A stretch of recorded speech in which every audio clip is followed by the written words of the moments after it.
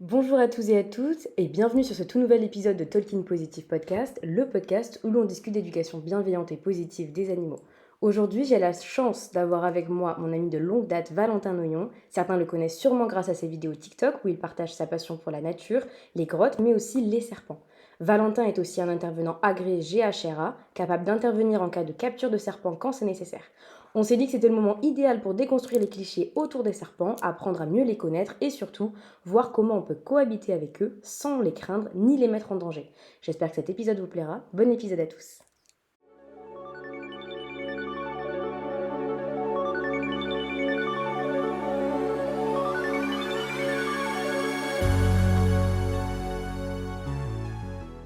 Bon alors Valentin, pour ceux qui ne te connaissent pas encore, est-ce que tu peux te présenter?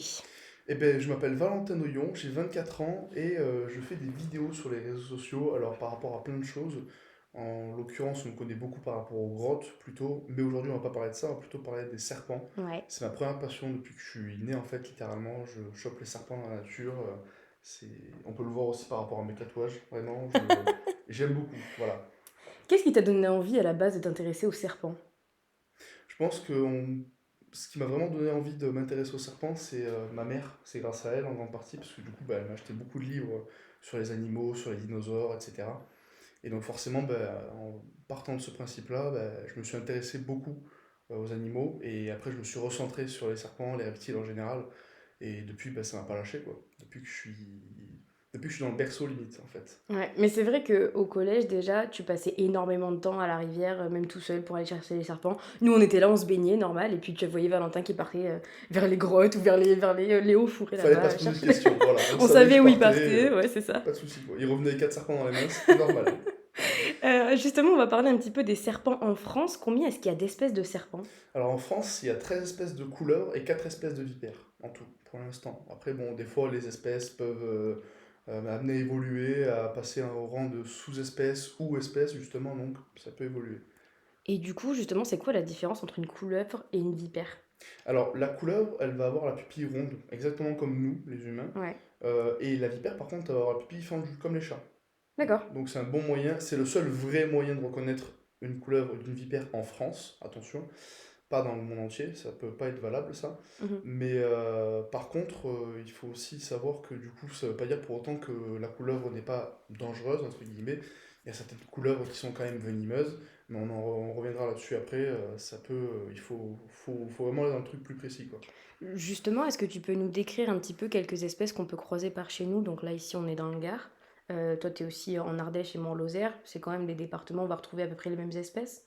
Ouais, à peu près, ouais. Alors, moi, il y a une espèce qui me vient de suite en tête par rapport à ce que je viens de dire juste avant, c'est la couleuvre de Montpellier, qu'on retrouve énormément dans le Ouais. sud de la France, dans le pourtour méditerranéen. Et c'est celle qui a la particularité, du coup, d'être venimeuse, malgré le fait que ce soit une couleuvre. Elle est opistoglyphe, c'est-à-dire que du coup, elle a des crochets venimeux au fond de la gorge. C'est aussi le plus grand serpent d'Europe, donc environ 2,50 m au Ok. maximum. Mhm. Par ici, on a plutôt des individus de 2,80 m, 2 mètres environ. Voilà. Après, je peux parler aussi du coup d'une vipère. Par ici, on peut trouver la vipère aspic. C'est très rare, mais on peut la trouver. Et c'est magnifique comme serpent. Après, bon, faut Ouais. faire attention quand même, mais ça reste un très très beau serpent. Et est-ce que certaines espèces sont plus faciles à observer que d'autres, du coup? Oui, clairement. Bah là, typiquement, voilà, la vipère aspic, c'est une horreur à observer dans le Gard. Même en Ardèche, c'est relativement compliqué. Par contre, la couleuvre vipérine, c'est celle que quand je vais au bord de la rivière, en général, C'est voilà, c'est celle-là. celle que je trouve. Voilà. C'est la plus inoffensive de toutes, c'est-à-dire que j'en ai attrapé plein pendant ma jeunesse. Et je sais que c'est un serpent qui est totalement inoffensif et qu'on trouve ultra facilement. Il suffit de soulever des cailloux au bord de la rivière et on en trouve. Est-ce qu'il y a des espèces protégées chez nous? Tous les reptiles de France sont protégés. Il faut savoir que vraiment tous les reptiles et les amphibiens de France sont protégés. Il est interdit de les manipuler, de les déplacer, de les tuer, même quand ils sont morts. On n'a pas le droit de déplacer des reptiles ni des amphibiens quand ils sont morts. Il faut être habilité à le faire en fait. D'accord. Et du coup, bon, ça, tu le disais avant, tu le faisais. Maintenant, tu fais partie d'une association, dont tu m'as parlé en off, je crois, où justement, on t'a demandé aussi de plus manipuler pour les préserver. Exactement. C'est-à-dire que vu qu'il faut respecter certaines lois, même si on est habilité à le faire, on a le droit de le faire, il n'y a que dans certains cas précis où on va être amené à devoir déplacer un serpent. Parce que du coup, bon, ben, ils sont protégés, donc on ne doit pas manipuler comme ce que je faisais avant, ça c'est complètement plus mon cas. Et donc si je dois manipuler maintenant, c'est parce que, admettons, un serpent dans une école, voilà, ça Mm, peut être amené à être dangereux, à stresser les enfants. Donc on peut m'appeler, et même si mon but premier, du coup, c'est quand même d'être le maximum pédagogue et d'en apprendre plus sur ces bestioles, faire de la prévention, et voilà quoi. Bon, bah là, on est en plein dedans, donc c'est parfait. Exactement. Est-ce qu'il y a des espèces, par chez nous en France, hein, qui sont vraiment dangereuses pour l'homme? Bah, techniquement, les vipères peuvent être dangereuses dans la mesure où, faut pas oublier quand même qu'on les a dérangées. Si on ne dérange pas un serpent, il va pas venir nous déranger, c'est pas lui qui va nous poursuivre.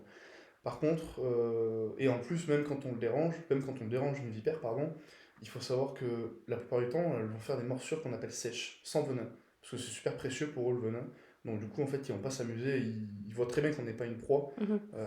Le voient très bien. Donc juste, elles vont faire une morsure sèche en mode fais gaffe, me cherche Va-t'en, pas quoi. trop. Voilà, va-t'en. Mais par contre, effectivement, s'il y a du venin, là, ça peut devenir un peu plus compliqué. Surtout si on est allergique. Comme pour tout, piqûre de guêpe, on est Ouais, allergique, ça ouais, peut ouais. être très compliqué. Voilà, donc il faut faire attention, mais on peut les observer, il n'y a aucun souci, quoi. Ouais. Justement, on va avoir tout un module sur la peur versus le danger réel. Mhm. C'est une peur qui est quand même vraiment du grand public, le serpent. Est-ce qu'on a raison d'en avoir peur? Ben, moi, du coup, qui suis passionné, je vais pas dire qu'on a Bah, bien raison, sûr. forcément, voilà. Moi, je vais être là à dire, bah, c'est des bestioles qui sont fascinantes, j'en apprends tous les jours sur ces serpents-là, donc franchement, non. Après, je peux comprendre les gens qui sont phobiques, il y a plein de phobies qui existent, donc franchement, je vois pas pourquoi je devrais dire oui, mais non, tu devrais pas avoir peur de ça, ça. Chacun fonctionne comme il a envie de fonctionner, donc Non, on est plus là pour rassurer en disant que déjà, il faut vraiment aller le chercher, le serpent en général, pour qu'il se mette à t'attaquer. voilà. Parce que quand je vois des amis qui me disent, putain, j'ai un serpent qui m'a poursuivi dans l'eau, alors pas du tout, juste le serpent il a voulu Il veut fuir, s'en aller. le hasard a fait qu'il allait vers toi, et puis Ouais, voilà ouais. quoi. Mais malheureusement, faut pas croire qu'un serpent va venir vous agresser, c'est pas du tout le cas. Enfin, vraiment, il a plus peur de vous que vous avez peur de lui. On Ça, t'en a c'est. parlé un petit peu, mais dans quelle situation un serpent peut nous mordre? Donc quand on le surprend, quand il va avoir peur, est-ce que par exemple quand il peut avoir ses petits pas loin, les œufs, est-ce que c'est quelque chose qui est important pour eux ou pas du tout? C'est pas spécialement au niveau de tout ce qui est leur nid, etc. C'est Hmm. vraiment quand ils vont se sentir acculés. C'est-à-dire que Ouais, quand ouais. ils vont se sentir dans un coin, ils vont être là, putain, comment je fais et tout, ils vont vraiment pas être bien, ils vont vite être stressés. Un petit peu comme nous en fait. Ouais, ouais. Comme n'importe quel être vivant normal, quand on l'accule dans un coin et qu'on le bloque et qu'on lui fait peur finalement, bah, il va se défendre. Voilà. Qu'est-ce qu'il faut faire en cas de morsure du coup? Alors le mieux à faire du coup en cas de morsure, déjà c'est de savoir si c'est dangereux ou pas, si c'est une vipère ou pas. Si c'est pas une vipère, une couleuvre classique, bon, bah, il suffit de désinfecter la plaie par précaution et puis voilà quoi. Par contre, si c'est une vipère, du coup, le mieux du coup c'est de rester très calme. Ça c'est le premier truc à faire, pas paniquer. Et puis après, du coup, bon, bah, appeler un service de Antipoison et... anti-poison, etc. Et puis après, il n'y en a pas partout forcément, mais parce qu'il y a aussi de moins en moins de morsures de serpents en France. Tant Donc mieux. il y a ouais, c'est sûr.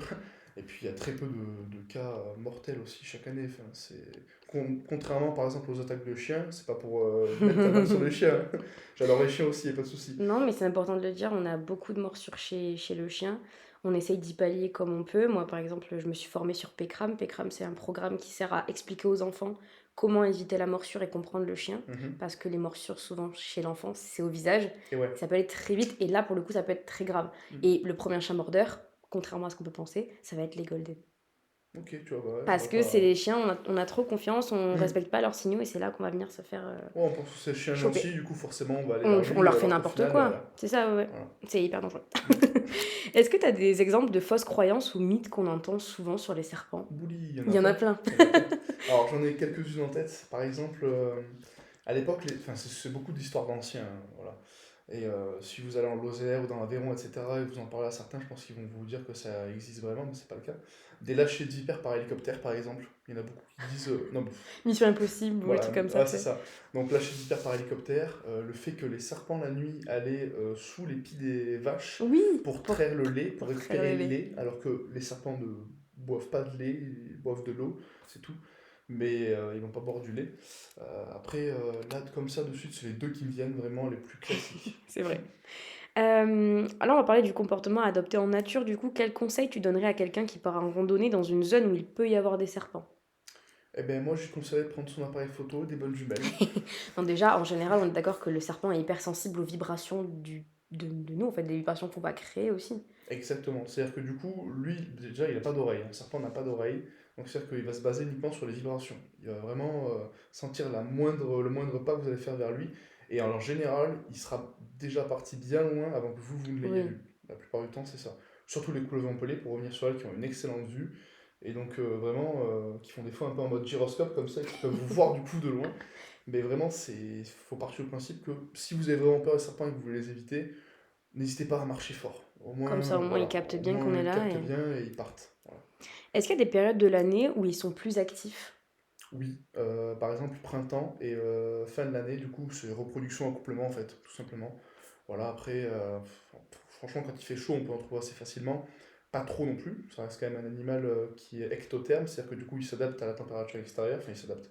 La température de son corps est due à la température extérieure, donc du coup, s'il fait plus ou moins chaud, ben, lui, il va cuire. Donc, Ouais, ouais, ouais. c'est pas Surtout le par but. chez nous, on atteint des températures de folie à plus de 40 degrés en été, dans le Gard. Exactement. Donc, ils apprécient pas trop en général. Et donc, si on croise un serpent, qu'est-ce qu'on fait? Bah, on l'a dit, hein. Toi, tu prends ton appareil photo, nous, on tape des pieds et on s'en va. Mhm, c'est ça. Est-ce qu'on peut les reconnaître facilement? Tu disais qu'il y avait des détails au niveau des yeux. Est-ce que c'est les seules choses qui nous permettent de...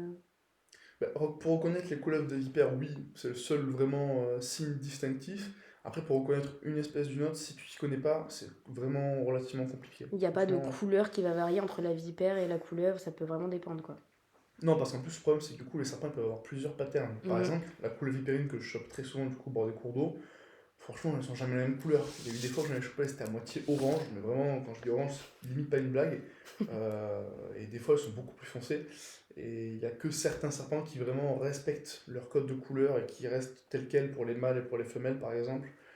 Exemple tout con, la couleuvre Montpellier, le mâle va être bleuté sur le côté, c'est super joli, alors que la femelle, elle va être très contrastée, brunâtre, avec plein de petites taches un peu partout. Donc vraiment, ça dépend des espèces, quoi. Mais quand on s'y connaît pas, c'est très compliqué du coup de reconnaître une espèce de serpent d'une autre. Ouais. Si un serpent rentre dans mon jardin ou dans ma maison, qu'est-ce que je fais? Tu m'appelles. À l'aide! Non mais voilà, après c'est sûr que déjà pas de pelle, s'il vous plaît. On arrête l'appel, vraiment. Enfin l'appel oui, je suis là comme ça pour le GHRA Et en pas la pelle. l'occurrence. Ben, c'est leur slogan, hein, c'est l'appel, pas l'appel. Ouais, ouais. Voilà. Et donc c'est pas pour rien qu'ils disent ça parce qu'ils savent très bien que la plupart du temps, du coup les gens, le premier truc qu'ils font, ils voient un serpent, coup de pelle. Ouais, Voilà. essayer de le tuer. Voilà, ils essaient de le tuer. Mm. Le mieux à faire, c'est d'essayer de cohabiter. Bon, après, c'est ce que je conseille. Je comprends qu'il y ait des gens qui soient phobiques, mais s'il y en a qui veulent essayer de faire en sorte de bien faire les choses, cohabiter avec ces animaux, et puis même faire des hibernoculum, comme on appelle ça, c'est-à-dire des endroits où ils peuvent hiberner, des murs de pierre, etc., à l'écart de la maison. Comme ça, au moins, bah, ils n'iront pas dans la maison, ou sur votre terrasse, ou au bord de la piscine, etc., quoi. Essayez de faire des endroits où vous allez voir un petit peu de bordel, entre guillemets, même. Comme ça, moi, les serpents, ils iront là-bas. Ils iront pas vous embêter sur votre terrain, là où vous voulez être tranquille en train de bronzer, quoi. Parce qu'en fait, s'ils viennent vers chez nous, c'est souvent parce qu'ils vont chercher un nid ou quelque chose comme ça. En général, quand ils viennent vers les maisons, c'est soit du coup qu'il y a une présence de rongeurs, soit qu'il y a une bonne présence de cachettes, d'endroits frais, etc. l'été. C'est pour ça que bah, voilà, l'été, vraiment, des fois, si on laisse les portes ouvertes, c'est pas Oui, du oui, tout oui. étonnant qu'il y ait un serpent qui rentre pour chercher le frais, ou alors il sent les bestioles aussi, donc il est curieux. Ça a un super bon, comment dire, son Odorat. sens olfactif, Mhm. avec sa langue, est super développé. Donc vraiment là-dessus, c'est assez impressionnant. Donc, tu nous as dit que tu étais intervenant GHRA. Qu'est-ce que c'est exactement? Le GHRA, c'est le groupe herpétologique Rhône-Alpes. Donc, du coup, j'en fais partie depuis 1 an et demi, 2 ans à peu près. Et donc, du coup, ça me permet donc, grâce à ça, d'avoir une autorisation préfectorale de manipulation dans le département Auvergne-Rhône-Alpes, du coup, pour l'instant. J'ai contacté aussi le SOS Serpent du Gard, je les salue d'ailleurs aussi au passage, voilà. Et donc, peut-être que ça va se faire, ça serait bien parce que c'est quand même ma région natale. Et donc, au moins, ça me permet du coup de pouvoir entretenir un contact avec des gens qui ont peur des serpents et de pouvoir leur expliquer qu'en fait, bah, vraiment, ces bestioles, elles veulent rien de mal. Elles sont déjà de base, on est sur leur territoire, faut pas l'oublier quand même. Donc, et nous, on s'implante là-dessus. Mais il faut aussi, du coup, essayer de rester en communion avec la nature et faire en sorte de bien s'entendre avec toutes les bestioles, quoi. Et du coup, là, c'est qui t'appelle? C'est les pompiers, c'est les particuliers, ça peut être n'importe qui? C'est plus souvent du coup les particuliers qui appellent un numéro et qui du coup après nous renvoient vers nous selon le secteur en fait. Ça D'accord. dépend du secteur parce que Auvergne-Rhône-Alpes c'est très grand, Oui. donc il y a de quoi faire. Mais moi je sais par exemple, je suis intervenant plutôt tout ce qui est Ardèche Sud, je suis un des seuls normalement dans l'Ardèche Sud. Donc ça veut dire que si on appelle, je sais pas, mettons vers Vallon-Pont-d'Arc, Cruance, quelque chose comme ça, c'est moi qui vais être habilité à y aller quoi. Enfin à y aller, pas forcément d'ailleurs, faut pas oublier quand même que la plupart du temps on essaie de faire de la pédagogie par appel. Et ensuite, si on voit que vraiment la situation est critique et qu'il faut du coup intervenir pour déplacer le serpent, là on viendra. Voilà. Pour essayer de trouver déjà le serpent, parce que c'est pas dit qu'on le trouve, hein, on n'est pas non plus des super-héros, donc on peut pas trouver tout le temps les serpents. Et donc une fois qu'on le trouve, là, on le déplace un peu plus loin, pour qu'il soit tranquille. Et Ouais. pour que les personnes aussi soient plus tranquilles. Et du coup, tu les relâches après, les serpents, tu les relâches juste un peu plus loin ou est-ce que tu vas des fois les déplacer de quelques kilomètres? Le mieux à faire en général, un serpent, pour pas trop le désorienter, du coup, c'est de le déplacer pas trop loin de l'endroit où il était de base quand même. Parce que mine de rien, c'est un territoire. Donc faut pas s'amuser à déplacer un serpent à des kilomètres à la ronde. Sinon, forcément, il va être complètement désorienté et ça va le stresser, ça peut le tuer. Le stress peut tuer ces bestioles-là. Donc faut faire super attention. C'est pour ça que même les manipulations, du coup, on fait super gaffe. Parce qu'à la moindre erreur, en fait, on peut tuer le serpent, quoi. Faut vraiment pas les stresser, quoi. Est-ce que tu as une anecdote marquante sur une intervention que tu as pu faire Alors pour l'instant, les interventions, du coup, j'ai pas pu en faire. Par contre, il y a eu un appel du coup que j'ai reçu. Ouais. C'était pour une maison de retraite. C'est-à-dire qu'en fait, du coup, dans cette maison de retraite, il y avait un serpent qui avait été trouvé. Du coup, c'était une coronale girondine. Et c'est un serpent qui est relativement nocturne. Et du coup, le garde qui était là pour surveiller de nuit avait vu ce serpent. Et du coup, il nous avait appelé. Et au final, du coup, bah, j'avais dit que je devais venir si jamais il le revoyait. Au final, ils l'ont jamais revu. Comme quoi, des fois, voilà, on peut le voir une fois et puis après, il prend la peau d'escampette, on le revoit plus. Donc pour l'instant, pas d'intervention physique. Pas d'intervention physique pour l'instant. On va parler un peu de ce qu'il ne faut surtout pas faire. Donc pourquoi est-ce qu'il ne faut jamais tuer un serpent? Bah, déjà, tu l'as dit, c'est des espèces qui sont protégées à Exactement. la base et surtout parce que ça reste des êtres vivants qui n'embêtent pas forcément grand monde. Voilà. Euh, Simplement. Pourquoi il ne faut pas relâcher un serpent domestique dans la nature? Ça, c'est un point, vraiment, j'aimerais qu'on en discute parce que on voit, il y a quelques années, il y a eu des nouveaux NAC. Les NAC, Mhm. c'est les nouveaux animaux domestiques, De euh, compagnie. de compagnie de domestiques. Et du coup, ça a fait qu'il y a eu beaucoup de relâchés, que ce soit d'araignées, de Mhm. serpents, de plein d'animaux qui ne sont pas censés être là. Ça a quoi comme conséquence? Et ben, les conséquences, du coup, je prends l'exemple d'une espèce qui est maintenant considérée du coup comme invasive. C'est pas un serpent, par contre, c'est une tortue.